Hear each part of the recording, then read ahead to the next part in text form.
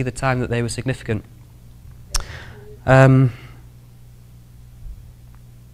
So, human significance is relative, okay? We think of these people as esteemed, of great knowledge, of great wealth, of great power, of great popularity, but it's relative to you and I. It's relative to, okay, he's better than me, she's better than me, they've done more, they've seen more, they're able to do more. And we kind of get on this level of like, oh, well, they're more significant. Oh, I'm just, I didn't make it. I kind of like, I tried a little bit, I worked hard, but I didn't make it, and I kind of gave up along the way. Or, well, I didn't have the gift, I didn't have the talent. We kind of think of all these things. We peg ourselves and we look and think, okay, well, here's the scale. They're right at the top, and there's such and such, there's such and such, there's such and such. Oh, and there's me. Yeah, okay. I'm not so significant.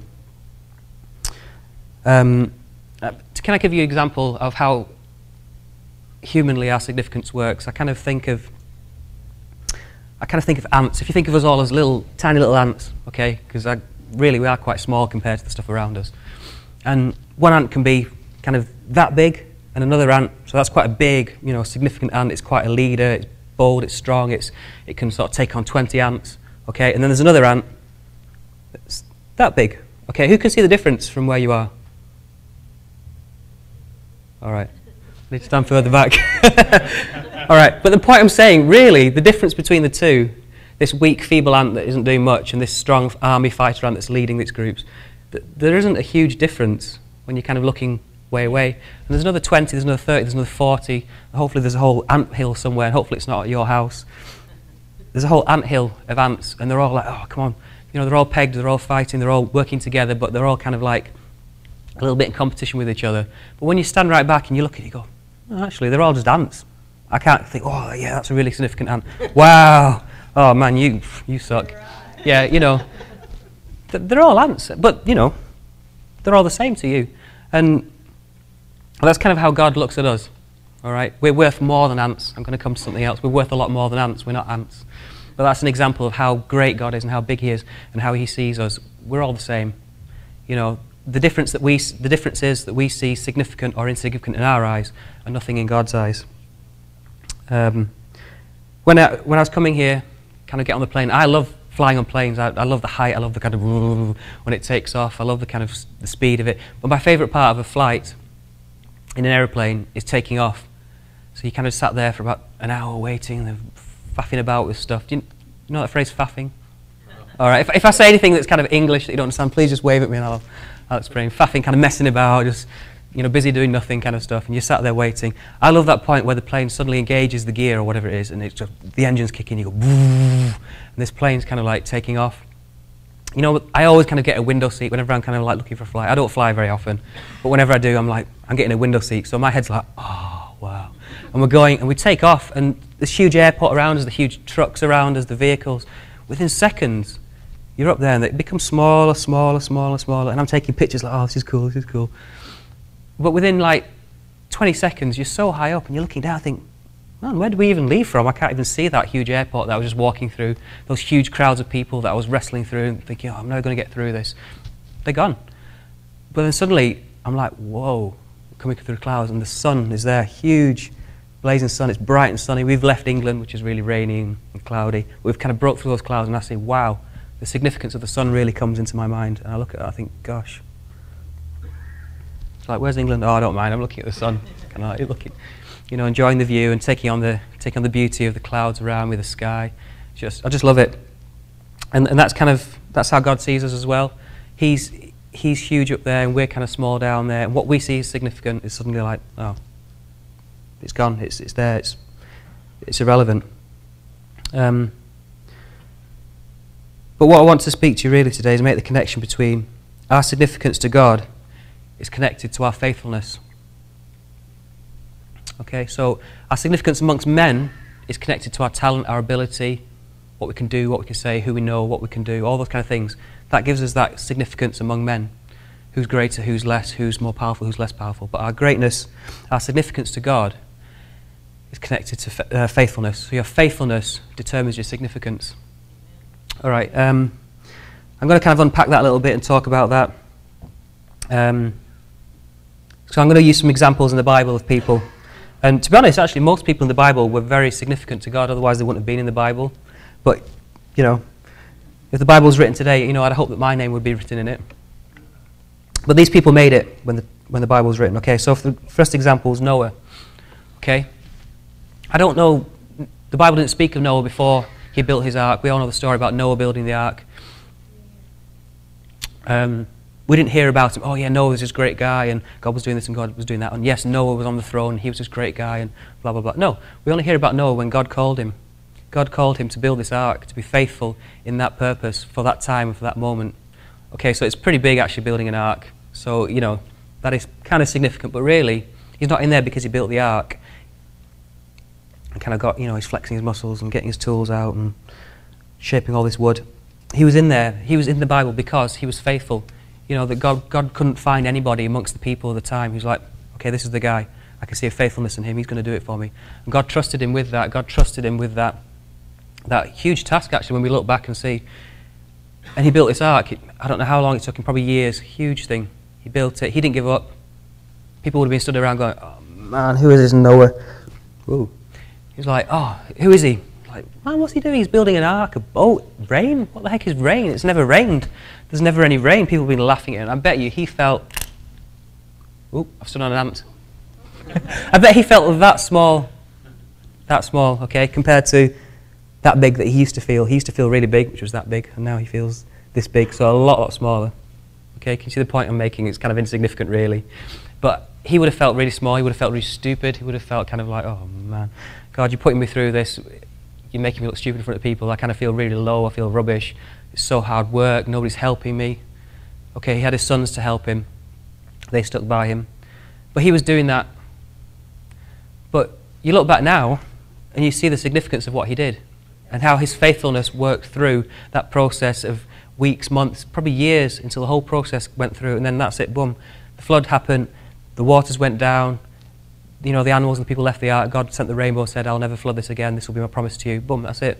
And we move on. He had his time, he had his moment in history, and he was faithful, but he was significant because of his faithfulness. All right, moving on quickly. The second example, King David. Okay, most of you probably have heard the story of King David, but you probably know of him because King David was the guy that killed Goliath. He was the guy that stepped up and killed this giant that nobody could kill. This huge, ugly, foul-mouthed guy. Nobody could kill him. Nobody could stand him. Everybody was fearful of him. They wouldn't even dare go near him. But David was the guy that killed him and then became king of Israel. And we know all that. But here's the thing. Before his significance, he was faithful. All right, we hear of it in the Bible, but he was a shepherd boy. All right, so we kind of, you know, in our Bibles and Sunday school sort of stuff, we see David, you know, curly hair, playing a harp, you know, some nice, clean, fluffy sheep kind of like walking around and playing around, and you think, no, it wasn't too bad, he was a shepherd, you know, he had looked after the sheep, okay, for long hours, but, okay, he looked after the sheep, that's okay, but actually, I think being a shepherd was quite a low job. It wasn't a job that people looked up to. Nobody thought, yes, I want to be a shepherd when I grow up. I want to look after sheep, these stinky sheep. They're not like kind of sheep we have these days, which are well groomed and clean and looked after. These sheep would have been just dirty, smelly, you know, walking around in this place. They didn't have all the facilities to keep them clean, to wash them, to sort of pamper them like we maybe do today. These were dirty, smelly sheep, and to be the guy that's got to look after them and wander around them, hang out with them, you know, he hung out with sheep. You know, how significant do you think he felt? I bet he thought, oh, what's this? And he was the youngest of all his brothers, so he felt even less significant. But God had a different plan, you know. He was faithful to his father, to his earthly father. He was faithful that he looked after the sheep, he tended to them. You know, he knew the Lord, he knew God. And the Lord knew him, he knew his character, he knew his heart, he knew what was in him. And through all the ups and downs that he went through, he was faithful. And that faithfulness was the thing that kind of tied him from the beginning right to the end of his significance. Joseph, you know, the earthly father of Jesus, you know, who was he? He was a carpenter. You know, he wasn't the prime minister. He wasn't a soccer player. He wasn't anything amazing. But God saw him. He saw his heart, and he knew that he would be faithful. Because God knows us from the beginning. He knows us to the end. So even though sometimes we might feel like we're not going to be faithful, or can we actually make it? God knows that we can, and He picks us and He chooses us because of that. So how amazing to be sort of like following God and obeying Him, being faithful, and wow, I'm kind of like, well, not the biological father, but the kind of like the mentor, the father to Jesus who was born. You know, can you imagine that? Looking back in history, the significance of that. Whoa. But he wasn't a great man. He wasn't anything amazing, but he was faithful. And if he wasn't faithful, you know, who else would have taken place? Who else would have done that? Who else would have led Mary through the times of trouble, through safety, brought this boy up, you know, brought him through times of trouble and great persecution, great danger, but he brought him to safety. But he was faithful in looking after that task that he was given. He didn't know what was going to happen. He didn't know the future. He just knew where he was, and he knew he was going to be faithful in the little things that he was doing. Do you know what a jigsaw puzzle is? All right, okay. That's my mum, she loves playing jigsaw puzzles, so she'll love getting a huge box, like a 1,000-piece jigsaw puzzle, and tip it all out on the table. She'll spend hours putting it all together. This box kind of sat there. She's looking at the picture of this kind of butterfly, or you know, some animals, or a nice piece of scenery. And I'm thinking, oh my goodness, ain't nobody got time for that. And we've been laughing about that all week, and I'm thinking, why would you do that? Why would you kind of have this broken up piece of puzzle and want to put it together piece by piece, spend hours doing it? And we're like, buy a poster, buy something, and just stick it on the wall. Buy a nice picture and stick it on the wall. Done, boom.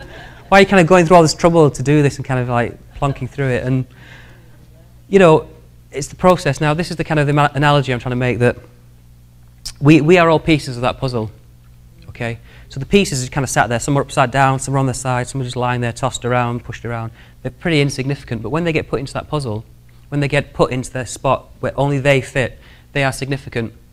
Yes. You're right. Right? But they can't see the bigger picture. They can't see what's going on. And it's kind of like that with our lives. We don't know the bigger picture. All we know is that we are significant because God says that we are. And we are significant for a time, for a place, and for a certain purpose. Yes. And we've got to be secure in that. We've got to kind of know that we're there for that. And we get placed here. We get placed there. And another puzzle, okay, this might be a corner piece. Oh, this is special. This is a significant piece. It's just being a corner. There's an edge piece. We get all the edge pieces together first, put all the edges around. You know, if the puzzle piece could fight and talk, they go, oh, I'm better than you. You're just a middle piece. There's tons of you. I'm a corner piece. There's only 4 of me. You know, but they don't. You know, but that's kind of like it is with God and us. We look different, but not in that sense. And God uses us for that time and place. But we never get to stand back and look at it. Only God stands back and sees a picture with 1,000 colours. He sees that poster of huge, tremendous worth. And that's us. That's our lives. That's His grand plan for our lives. I'll give you a couple of examples in my life, because I kind of only talk about stuff that I've been through or I've been around and understand, and God's shown through me through a process. When I was 10 or 11, I wanted to learn the drums. We were attending a different church. My mum and dad, they're pastors of the church now, and we're kind of serving God and doing all that. I'll come back to that. But before that, we were part of another church. So mum and dad, we always took us every Sunday, me and my 3 brothers, I think, at the time. I've got a little sister now. But we went to the church week in, week out, and the drummer was there. He was playing stuff. I was like, oh, this is really cool. I want to be a drummer. I want to play drums. So when I went to high school at the age of 11, they had we had the opportunity to play drums. You could pick an instrument, and I was like, I want to play drums. I'll sign up for it. So I was like, okay, you know. And so I did that, and I played, and I was playing, getting lessons, getting better, learning to play.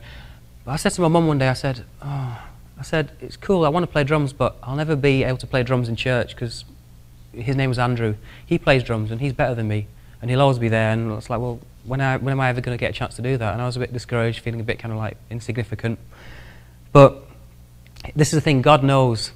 God's time scale is different to our time scale. And within years, I'll kind of fast forward really quickly, but the church, kind of my parents were running a house group at the time. They were house group leaders, leading that house group in an area called Farnworth, which was like a subdivision of Bolton, which is where I'm from. And eventually, to cut a long story short, the church kind of changed direction, split in different ways, moved on, different churches were planted. But my parents stayed in Farnworth, which is where we were living. They continued the house group of a few core people, which turned into a church, and blah, blah, blah, blah, blah, blah. And that's where we are today. There's a church going. And little did I know that church would need a drummer. So guess who, after maybe 2 years or 3 years, which was ages, guess who got to play the drums? It was me. And I loved it. And I was like, oh, cool. But, you know, God doesn't just suddenly give you something. He tests you. He tests your heart. He tests you in many ways. And you know the test that we got is that we lived in a house that it was like a 2-story house. So you come in, you go up a flight of stairs, and then we had an attic conversion, and you go up another flight of stairs to go to the attic. So I lived in the attic, and was a small house. We didn't have much money when we were young. We grew up with, we had what we needed, but not kind of what we wanted. But I lived in there in an attic, and it didn't have any windows. But I had my drum kit set up in there, so sometimes I'd just play the drums in the dark, just kind of playing. But when we first started church, we rented a building. And when you have a rented building, you don't have all your stuff set out. You don't have everything there with you. So every Sunday, we had to pack up all the stuff. We had it in our house. We had a projector, one of those big heavy projectors with a screen. We had a screen on a tripod. We had all the microphones, the amps, the bass amps. They were heavy. And we had to pack all that into our minibus. We have it's like, I think you call it a van. It's like it carries people and a bit of stuff. So we had to pack up that every Sunday morning. And it was an old beat-up van. And often we had to push it to get it started. So while everybody's kind of sleeping, having the breakfast and opening up the curtains and looking out, we're kind of like pushing this van to get started because the battery's gone dead. And man, that was embarrassing. We felt like, that small. But we did it. And here's the catch. Okay, coming back to the drums. My drum kit was in the loft, and I don't know if anybody knows, but when you move a drum kit, it's not a case of like grab it and go. It's a case of fold it down, pack it up. Some bits are heavy. Carry it down the stairs. Carry it down the next set of stairs outside into the van. Right? We drive the van maybe 10 minutes around the other side of town. We get there. We open the doors, we open up the building that we're going into, we carry it in there, and here's the catch, the room that we were renting, I think it was like 3 or 4 stories up. All right, so come down 2 flights of stairs, all the way down into the van, here, back into this building we're renting, 3 stories up, set the drum kit up, play it, 2-3 hours, gone, the service is done, boom, and guess what? Yeah. So every single Sunday, and I was like, oh man, I don't want to be the drummer now. I don't want to play drums. Seriously, I said to myself, why didn't I pick guitar? Why didn't I pick something small, like those little tin whistle things, which sound cool? I was like, oh, why did I pick drums? And I looked at everybody else that played the small instruments, and I was like, oh man. So I grumbled and moaned, I'll be honest. I grumbled and moaned about it sometimes, but we did it. We just did it, kind of got on with it. And we did it, I think, because we saw our parents doing stuff. We saw them setting the example, and we kind of followed that. So, kind of to fast forward it, now we've got a church, we've got our own building. The church back home, they restored the building, an old, I think 160-year-old building. And we've got the drums set up, and guess what? They're there, they never move, they never shift. And I'm like, wow, this is cool. So, God brings levels and tests to test your heart, to test, your character, and are you really kind of in this for the long term? And like, yeah. Okay, but I didn't know at the time, I was just kind of doing my bit, but God was good to me that He allowed me to keep going through that, even though I didn't see the bigger picture. So now we've got the drum set up. There's other people that drum. I've had the privilege to be able to teach other people how to drum. So these people walk in, and because of my faithfulness, per se, they're able to just walk in. They're able to play these drums as part of the worship team. We've got a fantastic praise and worship team. They just love to praise God and to worship. And I think, man, I feel kind of a little bit significant now. It's like, wow, through all that insignificance, God's bringing me personally to a place where I think, by the grace of God, I'm proud to be able to have done that and to be able to be in that place now where I can teach and train others, and other people have learned and come through, and who knows how God's going to use them. I just don't know. That's the bigger picture that I don't see. But I keep being faithful, even though this is a small start. There's probably huge amounts to go yet. My parents are a testament to that. I am who I am probably because of my parents. The faithfulness that they've shown over the years, steadfast, steady in their ways, through the hard times, through the times when I'd be thinking, oh, why are we doing this? What's going on? Is this ever going to change? Is it ever going to be different? And we speak that, but yes, God says it's going to be different. God says it's going to change, but His timescale is different to ours, and we've got to just remember that. I think, yeah, okay, I'm going to go with it. A couple of examples that we kind of might know of, that are a bit closer to mission work is Mother Teresa. She worked in India for years. She died now. I'm not sure. I think yeah. But she would have started off just feeding the homeless, feeding the hungry, looking after the children, just faithfully, in a small little lady of no great stature, of no great worth in man's eyes. She was feeding these people, just working day in, day out, just faithfully serving God, looking to God as her source, not to man.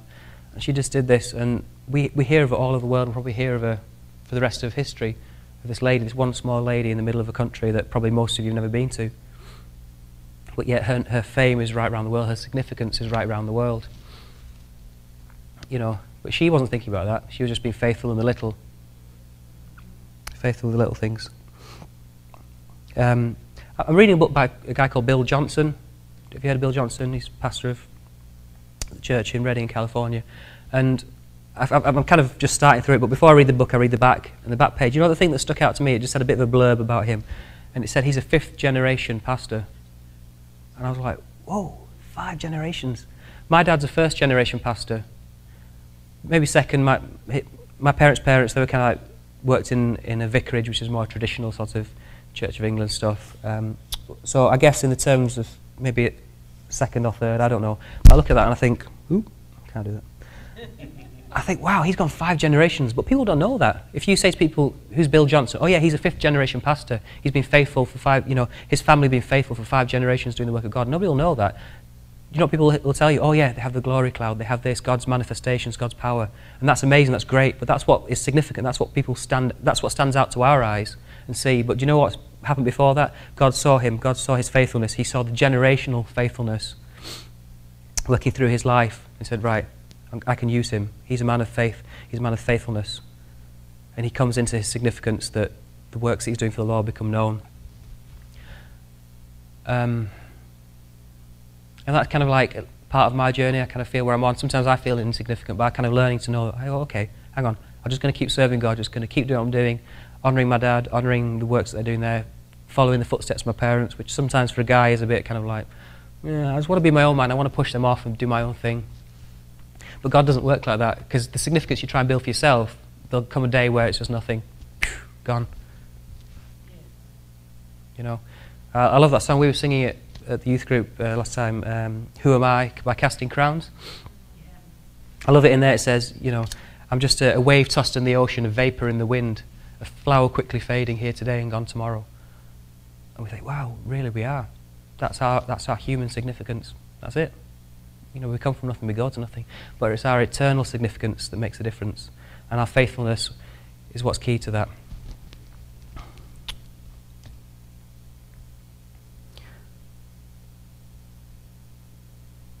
Have you got your Bibles with you? If you could turn to Hebrews 11 with me. I'm just going to read something to you. Hebrews 11, verse 1.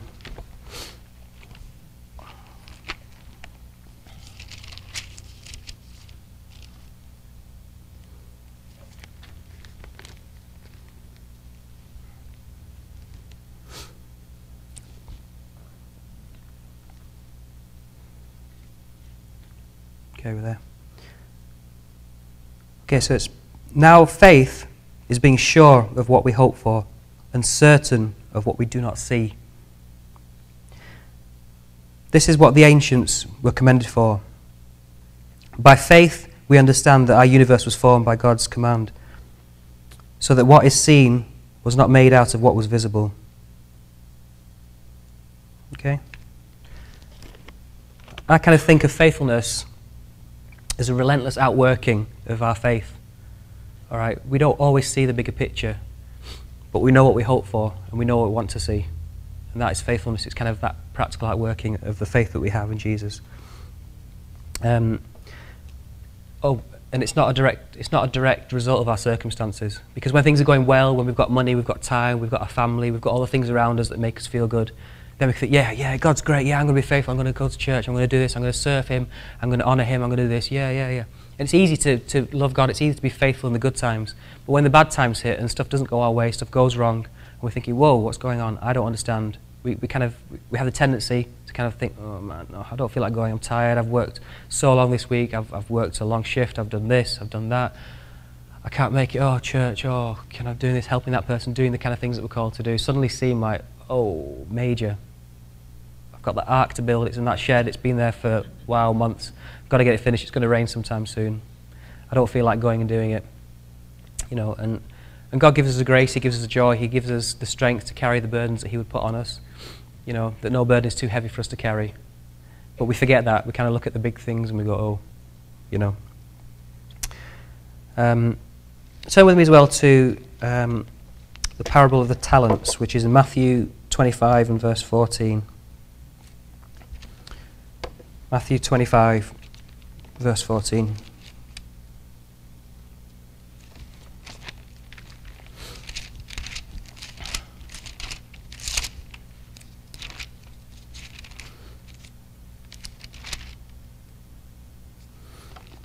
Okay, I'll read it to you. It's pretty short, so I can read the whole thing. So Jesus was talking to the people that were listening to him. Okay, again, it will be like a man going on a journey who called his servants and entrusted his property to them. To one he gave 5 talents of money, and to another 2 talents, and to another 1 talent, each according to his ability. Then he went on his journey. The man who had received 5 talents went at once and put his money to work and gained 5 more. So also the one who had 2 talents gained 2 more. But the man who had received 1 talent went off, dug a hole in the ground, and hid his master's money. After a long time, the master of those servants returned and settled accounts with them. The man who had received 5 talents brought the other 5. Master, he said, you entrusted me with 5 talents. See, I have gained 5 more. His master replied, well done, good and faithful servant.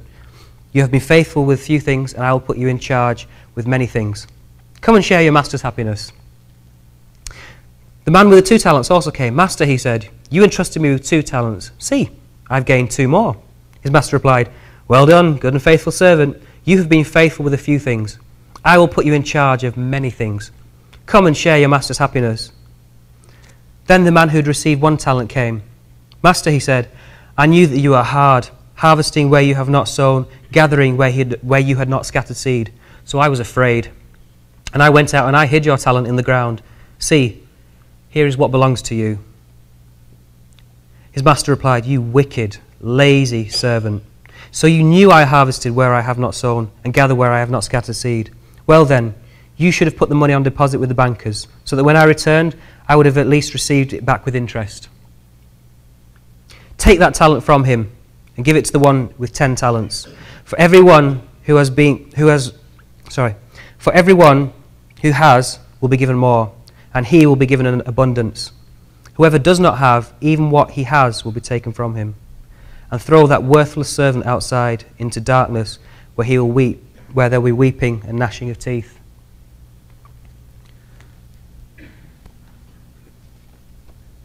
Who knows that that's not about making money? That's not about just multiplying the things that we have around us. He's talking about eternity. Jesus was talking in parables. I love the way he talks. It's kind of like, wow. He's talking about our heavenly eternity, our heavenly worth. What we've been given and entrusted to on this earth will be counted for in heaven. The people around us, the people that we look up to, we look down to, we look around to, they will not matter one tiny little bit. What matters will be what Jesus thinks of us on that day when we stand there and we say, Father, we've done the best with what we've got. We've been faithful. Can you imagine standing there and hearing those words, well done, good and faithful servant? You know, those are the words we would all love to hear. Those are the words we want to hear. But those are the words we forget when times are hard, when times are difficult, and we don't feel like doing what we want to do. You know, significance doesn't come without sacrifice. Jesus gave his life for us. He was faithful to the end. There was times when he could have bailed out. There's times when he wanted to bail out, but he didn't. He knew the greater things that were to come. He knew the greater power that was going to come through what he was doing. He knew the significance. He'd seen that picture. He'd been up there. He'd seen that box. He'd seen that poster. He knew. You know, so if Jesus can do that, he calls us to be great and to do greater things than he did. So if he can be faithful after he's seen, we can be faithful even when we've not seen. Because our love for him, our trust for him, our undying belief in what he said is true, because what he says is true. So the kind of like when you're thinking about stuff, when you're doing stuff, when you want to do that extra thing, I'm not talking about being overburdened, overcommitted, overzealous, because as I said, God's given you the grace for every situation. You know, there's no burden that we can't bear. But he stretches us. He doesn't leave us in our comfort zone. He stretches us a little bit further than where we'd like to be and where we are. But with that comes a great blessing. That faithfulness does not go unnoticed in heaven's account. I just want to close because hopefully there might be a bit of time to pray with people. But just in closing, if you could turn with me to the last verse, is to Hebrews 12, verse 1 and 3. Hebrews towards the back of the Bible. This is one of my favourite verses. I'm going to read from Hebrews 12, verses 1 through 3.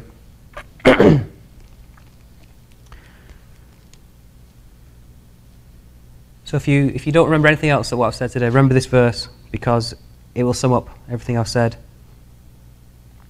It says, therefore, since we are surrounded by such a great cloud of witnesses, okay, I'm not talking down here, I'm talking up there, these great cloud of witnesses, let us throw off everything that hinders us, the sin that so easily entangles, and let us run with perseverance the race marked out for us. Let us fix our eyes on Jesus, the author and perfecter of our faith, for the joy set before him, he endured the cross, scorning its shame, and sat down at the right hand of the throne of God. Consider him who endured such opposition from sinful men, that you will not grow weary and lose heart. That's amazing. I love that. Since we're surrounded by such a great cloud of witnesses, you know, the eyes of men on us mean nothing. The eyes of men on us mean nothing, but the eyes of the Lord on us mean everything. Those that have gone before us, they're standing there watching. They're like, go on, you can do it. You can be faithful to the end. Your reward is waiting. We've seen it. It's good. It's good. And it's waiting there for you.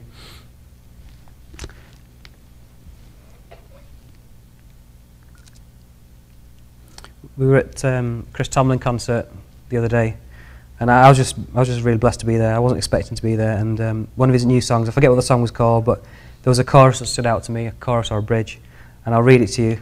And it kind of reminds me of this verse, and I love it. I'll be playing it over and over on my phone and listening. It says, I know who goes before me. I know who stands behind. The God of angel armies is always by my side. The one who reigns forever, he's a friend of mine. The God of angel armies is always by my side. I just encourage you, listen to that song, read these words, and man, God will stir your heart. He will stir something in you that will encourage you. Because we all need encouragement. We all need that time to grow, that time to kind of think. When we're down, we need to pick up. We need something to lift us up. But God, the Word of God is true. It's alive. It's for every circumstance. It's for every situation. You know, so never lose sight of what's in the end. Because when we lose sight of that, we settle for something less. We kind of just get stuck in the muddle of these ants crawling around fighting over a leaf. You know, we're worth more than that. God made us in His image. We're worth far more than these things that we see around us that are significant. These are insignificant. They'll be tossed into the fire. They'll be tossed into the waves, the wind. Nothing will come of it. But what we do for God here will last. And we will see that reward. We'll get that reward in heaven. So never lose hope. Never lose heart. Always take courage and look to the Lord for strength in times when we would kind of slip and stumble and fumble around. I don't know, we've got a couple of minutes. We want to pray for people. Yeah. If you feel that God is kind of stirring something in you and you want to be more significant in His eyes than where you are today, and also if you don't feel significant at all, maybe you don't even know Jesus, I don't know. You've never felt significance in your life and you want to feel that for the first time. If you're one of those two people, just stand and come to the front. I'm not going to make it easy and say close your eyes. Just come stand with me, and I'm just going to ask Pastor Tony to pray. I haven't got nothing for you, I've got nothing, but I'm just going to ask Jesus to pour that through me, through Pastor Tony. We'll just pray quickly. Amen. Don't hesitate. If you change your mind, come. Change your mind, come. Donna. Yes. Let me just turn this off.